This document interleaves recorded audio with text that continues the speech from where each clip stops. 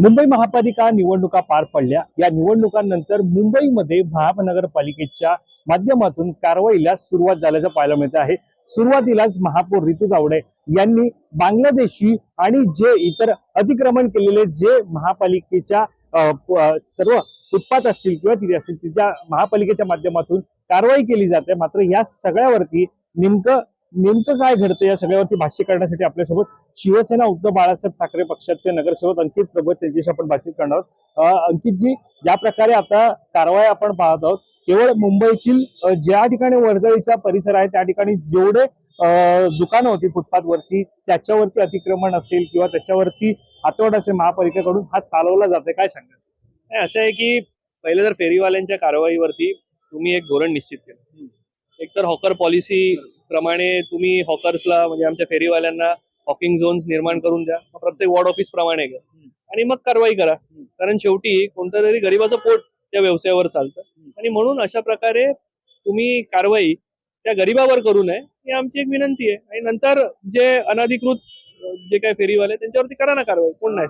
या सगळ्यामध्ये महापौर रितू तावडे यांनी मुद्दा उपस्थित केला होता की बांगलादेशी खूप मोठ्या प्रमाणात वाढले आहेत, ते या ठिकाणी व्यवसाय करत आहेत। काय वाटतं तुम्हाला? मला आपल्या माध्यमातून माननीय महापौरांचे आभार धन्यवाद व्यक्त करायचे की शेवटी केंद्र सरकार आणि राज्य सरकार यांच्याकडे जे गृह खातं आहे त्यांच्यामुळे जे बांगलादेशी आपल्या देशात आले त्यांना आरसा दाखवायचं काम माननीय महापौरांनी केलंय की बांगलादेशी मुंबईत आण्याचं पूर्ण दाखला हा माननीय महापौरांनी केंद्र सरकार आणि राज्य सरकार यांना दिला आणि म्हणून राज्य सरकार आणि केंद्र सरकारचा कारभाराला आरसा माननीय महापौरांनी दाखवला की कशा पद्धतीचा कारभार आहे आणि त्यामुळे बांगलादेशी महाराष्ट्रात आणि मुंबईत आले। त्यासाठी मी माननीय महापौरांचे आभार व्यक्त करतो। पण आता मला महापौरांना एकच विनंती करायची आहे की केंद्र सरकार आपलं आहे, राज्य सरकार आपलं आहे आणि मुंबई महानगरपालिकेमध्ये आपली सत्ता आहे आणि म्हणून बांगलादेशी फेरीवाल्यांवरती फक्त कारवाई नव्हे तर त्यांना या देशातून डिपोर्ट करण्याची जबाबदारी या तिन्ही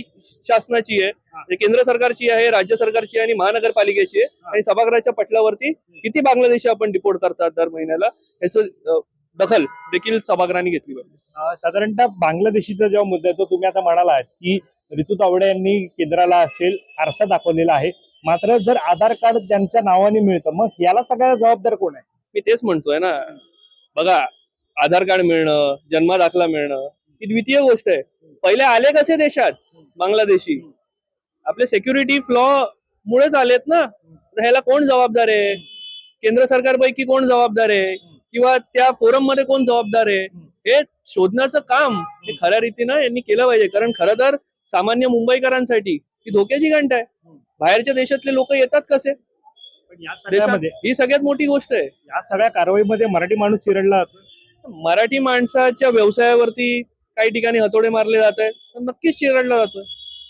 कारण तुम्ही बघाल की जे फेरीवाले आहेत त्यापैकी मराठी देखील आहेत, पण त्यापैकी मला सांगा की अधिकृतरित्या जे फेरीवाले आहेत त्यांना आपण हॉकिंग झोनच्या अंतर्गत त्यांचं पोट चालावं, कारण त्यांचा व्यवसाय हेच त्यांचं सर्वस्व आहे।